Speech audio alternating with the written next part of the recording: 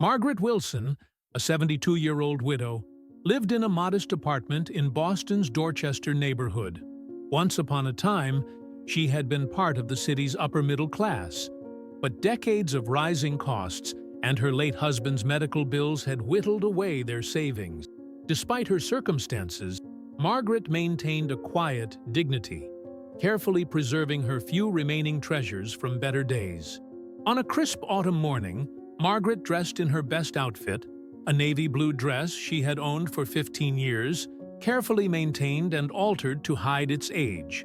Today was her granddaughter Emily's 18th birthday, and Margaret wanted to give her something special: her own mother's pearl necklace, the last valuable heirloom she possessed. But the clasp was broken, and Margaret was determined to have it repaired before presenting it.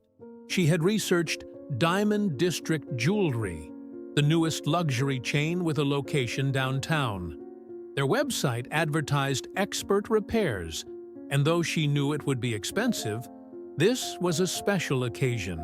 Margaret took the bus downtown, clutching her worn leather purse containing the carefully wrapped pearls. The gleaming storefront of Diamond District Jewelry stood imposingly on Newbury Street, its windows displaying pieces worth more than Margaret's yearly income. As she approached the revolving glass door, she noticed the security guard watching her with thinly veiled suspicion. Margaret straightened her posture and walked forward with determination. "Excuse me, ma'am," the guard said, stepping in front of her. "Do you have an appointment?" "No, I don't," Margaret replied, her voice soft but firm. "I need a repair service." The guard looked her up and down, taking in her sensible shoes and dated handbag. "The repair service is by appointment only, for approved clients." Inside the store, salespeople in immaculate suits attended to well-dressed customers. Through the glass, Margaret could see a young couple being offered champagne as they browsed engagement rings. No one looked like her. "Perhaps I could speak to someone about becoming a client?" Margaret asked, her cheeks flushing with embarrassment as passers-by glanced at the interaction. The guard's smile was practiced and cold. "I can give you a card with our website information. You can apply online, but there's a waiting list." Margaret knew what this meant. She didn't look wealthy enough to enter. The pearls in her purse, though precious to her family, wouldn't impress anyone here. Fighting back tears of humiliation, she accepted the card and turned away, unaware that the entire exchange had been captured by the store's security cameras that were monitored remotely by the company's founder and CEO. Michael Wilson, her estranged son who hadn't spoken to her in nearly 15 years. Michael Wilson sat in his penthouse office overlooking Central Park, watching the security footage from his Boston location with growing discomfort. At 45, he had built Diamond District Jewelry from nothing into a nationwide chain of 36 luxury stores. His success story was featured in business magazines. The self-made man who started with a small loan and created an empire. What those stories omitted was his humble beginnings in Dorchester, the son of a teacher and a factory worker. They didn't mention how he had distanced himself from his parents as his wealth grew. Embarrassed by their simple ways, the final argument with his father about Michael's increasingly materialistic values had severed their relationship completely. When his father died 5 years ago, Michael sent flowers but didn't attend the funeral, telling himself it was too late to repair what was broken. Now, watching his mother being turned away from his store, Michael felt a complex mixture of shame, guilt, and shock.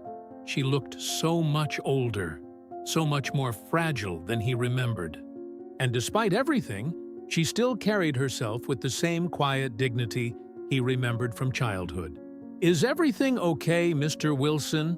asked his executive assistant, Diane, noticing his distress. Michael quickly closed the laptop. "No, cancel my meetings for the rest of the week. I need to go to Boston immediately." On the private flight from New York to Boston, Michael scrolled through his phone to a rarely viewed folder of old family photos. There was his mother at his high school graduation, beaming with pride. There they were at Christmas. He was 20, before his business took off, before the distance between them grew insurmountable. The truth was uncomfortable. Michael had deliberately built his life and business far from Boston to avoid confronting his past.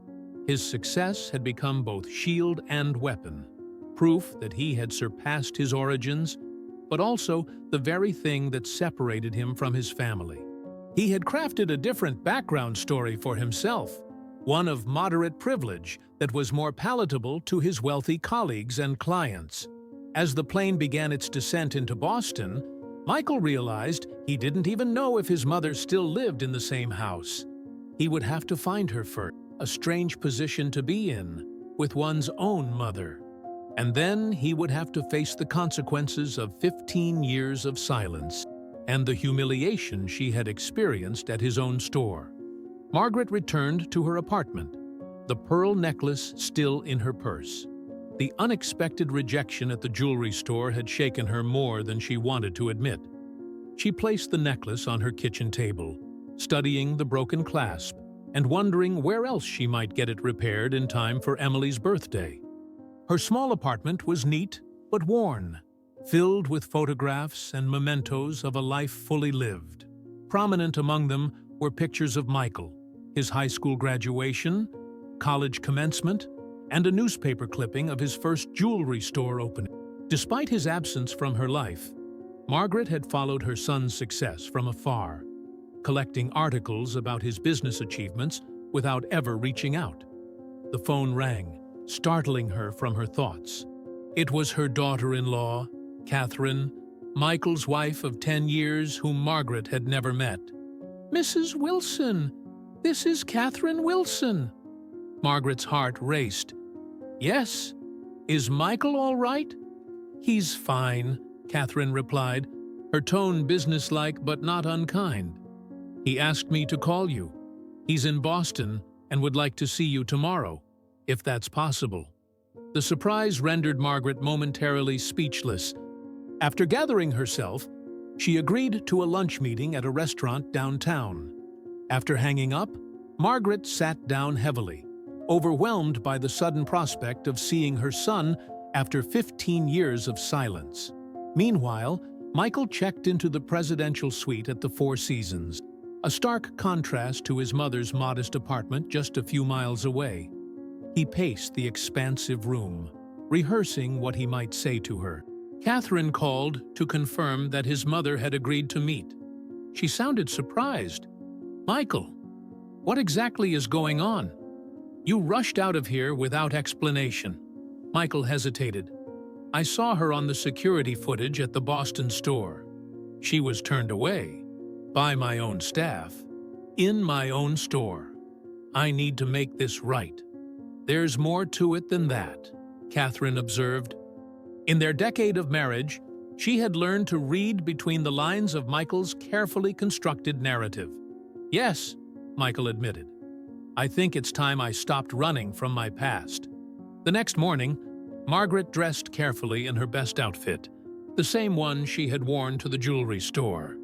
She took the bus downtown to the upscale restaurant Michael had chosen, her stomach knotted with anxiety. Michael arrived 30 minutes early, instructing the staff to treat his mother like royalty. When she entered, he almost didn't recognize her. Smaller, frailer than in his memories, but she had the same gentle eyes, the same graceful way of moving. Their reunion was awkward, filled with polite small talk that couldn't bridge 15 years of absence. Margaret asked about his business. Michael inquired about her health. Neither mentioned the incident at the jewelry store. Finally, over dessert, Michael found the courage to say, "I saw what happened yesterday. At my store." Margaret's face flushed with embarrassment. "You have cameras." "I'm so sorry, Mom. That should never have happened." "It's not your fault," she said automatically, the response of a mother programmed to protect her child from guilt. "But it is," Michael insisted. It's my company, my policy, my culture. He paused.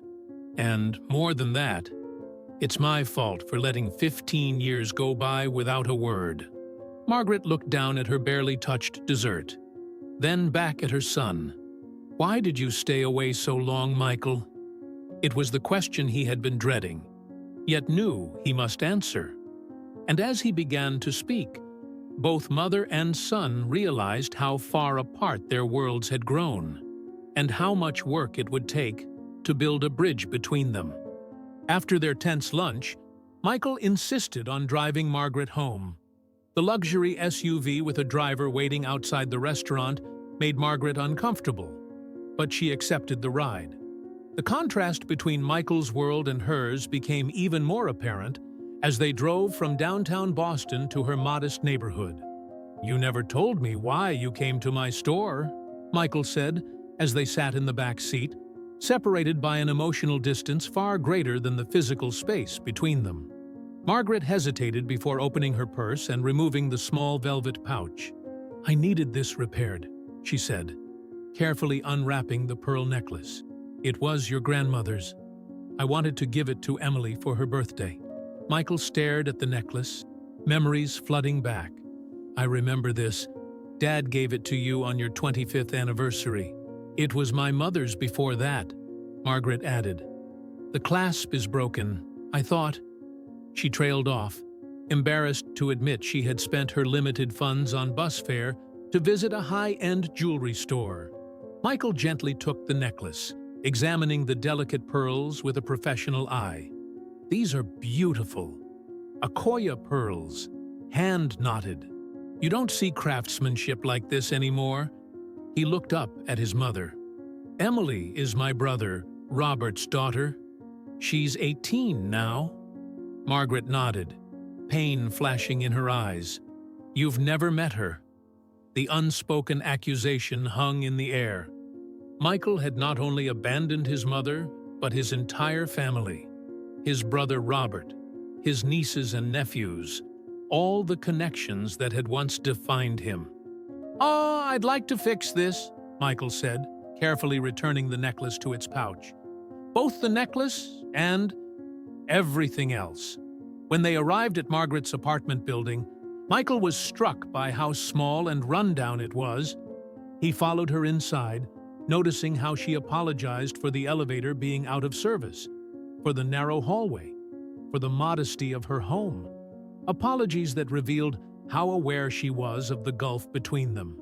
Inside her apartment, Michael saw the shrine to his success, the newspaper clippings, the magazine features, and realized with a shock that his mother had followed every step of his career, despite his absence from her life.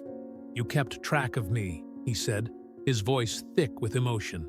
"Of course I did," Margaret replied simply. "You're my son."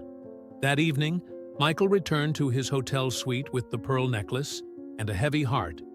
He called the manager of his Boston store directly. "I need our best jeweler to repair this necklace by tomorrow morning," he instructed. "It's a personal matter of the highest priority." "Of course, Mr. Wilson," the manager replied, the same man who oversaw the security team that had turned Margaret away. "And one more thing," Michael added. "The woman who came to the store yesterday, the elderly woman your security guard turned away, that was my mother." The silence on the other end spoke volumes. "I'm implementing immediate changes to our customer service policies," Michael continued. "We will no longer judge potential clients by their appearance or make assumptions about who can afford our services. I'll be sending out a company-wide memo tomorrow." After hanging up, Michael stared at his reflection in the hotel window, the city lights of Boston twinkling behind him. For the first time in 15 years, he was forced to confront the cost of his success, not in dollars, but in relationship, in authenticity, in connection to his roots. He picked up his phone again and called his brother Robert, beginning the difficult process of reconnecting with the family he had left behind. The following day, Margaret received a surprising phone call from her son Michael. "Mom, I'd like you to come to the store today. he said. 2, the necklace is repaired. And there's something else I want to show you. Reluctant but curious, Margaret agreed. This time, when she arrived at Diamond District Jewelry, the experience was dramatically different. The manager himself waited at the door to greet her, addressing her as Mrs. Wilson, with a deference that puzzled her until she realized they knew she was the owner's mother. Michael met her inside, dressed impeccably in a tailored suit that probably cost more than she spent on clothes in 5 years. He led her through the store, introducing her to staff members who were almost comically attentive. "I don't understand," Margaret whispered, as a saleswoman rushed to bring them coffee. "Why are they treating me like this?" "Because they should have treated you this way from the beginning," Michael replied. "Appearance shouldn't determine how anyone is treated in my stores or anywhere else." In the manager's office, Michael presented her with the repaired pearl necklace, now nestled in an elegant new case. The clasp had been replaced with one of platinum and tiny diamonds, simple enough to honor the original piece, but reflecting the craftsmanship his company was known for. "It's beautiful," Margaret murmured, touching the pearls gently. "But this must have cost." "That doesn't matter," Michael interrupted. "What matters is that I've been thinking about what these pearls represent. They've been passed down through generations of our family. A family I turned my back on." He took a deep breath. "I've spent 15 years reinventing myself, Mom. I was ashamed of where I came from, of Dad's factory job, of our neighborhood. I thought success meant leaving all that behind." Margaret's eyes filled with tears. "Your father was so proud of you, even after everything. He kept every article, too." Michael hadn't expected this revelation. He never reached out. "Neither did you," Margaret said softly. "Pride runs in the family, I suppose." Later that afternoon, Michael brought Margaret to his hotel, where she was surprised to find Robert and his family, including Emily, waiting in a private dining room. The reunion was emotional and awkward, with years of resentment mixing with blood ties that couldn't be completely severed. Emily, seeing her grandmother's tears, approached with teenage directness. "Are you okay, Grandma?" Margaret nodded, wiping her eyes. More than okay. I'm just very happy to have my family together." Michael presented Emily with a small gift box. "Your grandmother wanted you to have this for your birthday." Inside was the pearl necklace, connecting Emily not just to her grandmother, but to generations of family history she had never fully known. As she put it on, the room fell silent. The simple elegance of the pearls a stark contrast to the luxury surrounding them, yet somehow more valuable than anything else in the room. "There's something else," Michael said, addressing his family. "I've been thinking about our family's future. I'm opening a new corporate office here in Boston, and I'd like to spend more time here." He looked at his mother. "I've also purchased a condo in a building near yours, Mom. I hope you'll consider moving there, if you want to." The offer hung in the air, complex in its implications. It was both generous and presumptuous, highlighting again the vast financial gulf between them. Margaret understood the gesture was well-intentioned, but also recognized that healing their relationship would require more than grand gestures and expensive gifts. "Thank you, Michael," she said carefully, "but let's not rush things. We have 15 years to make up for. That takes time, not just money." Her gentle rebuke wasn't lost on Michael. For all his business acumen, he was only beginning to understand that some things, like trust and forgiveness, couldn't be purchased or expedited. 6 months later, the Wilson family gathered for Christmas dinner in Margaret's apartment. She had declined Michael's offer to move, preferring to stay in the community where she had built her life after his father's death. Instead, Michael had arranged for much-needed renovations to her building, benefiting not just his mother, but all the residents. The apartment was crowded but festive. Robert and his family, including Emily wearing her pearl necklace, sat alongside Michael and Catherine. Margaret moved between kitchen and dining room, refusing most offers of help, clearly enjoying having her family under her roof. Michael observed his mother with new eyes. The past months had been an education in humility. Weekly dinners with Margaret had slowly rebuilt their relationship, revealing to Michael how much wisdom existed in her simple, unpretentious approach to life. "Need any help, Mom?" he asked, following her into the kitchen. "You can take that pie out of the oven," she said, gesturing with a flour-covered hand. As he carefully removed the pie, Michael said, "I've been meaning to tell you something. Remember Jerry, the security guard who stopped you at the store?" Margaret nodded, the memory still uncomfortable. "I didn't fire him," Michael continued. "Instead, he's now leading our new customer service training program. Your experience has changed how we do business." Margaret smiled. "Good. That young man wasn't a bad person.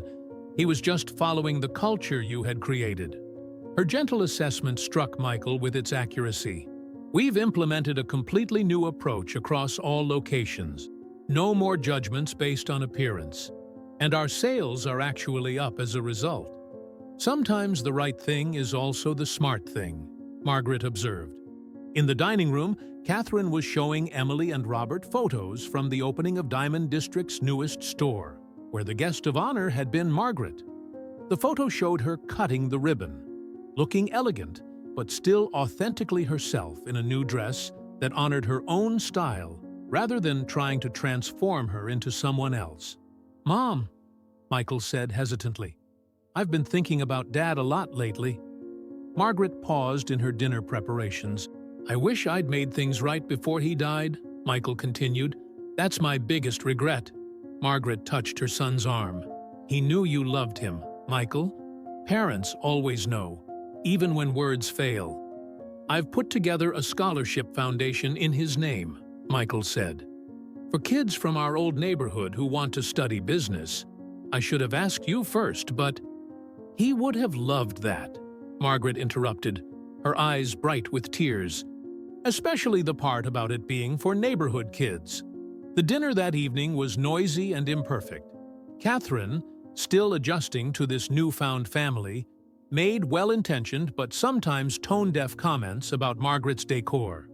Emily's teenage brother spent too much time on his phone.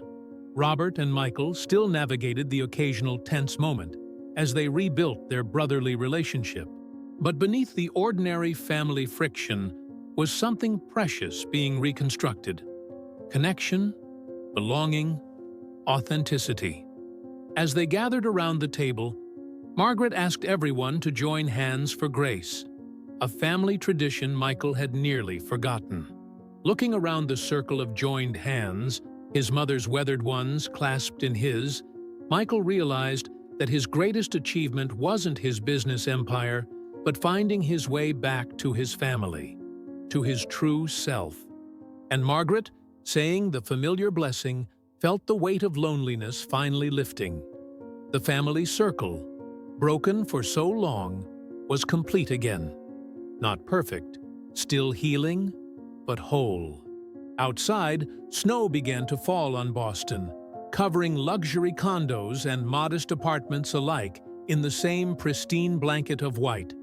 Nature's reminder that beneath the superficial differences, some connections run deeper than appearance, wealth, or social status. Some bonds, like family, are meant to endure,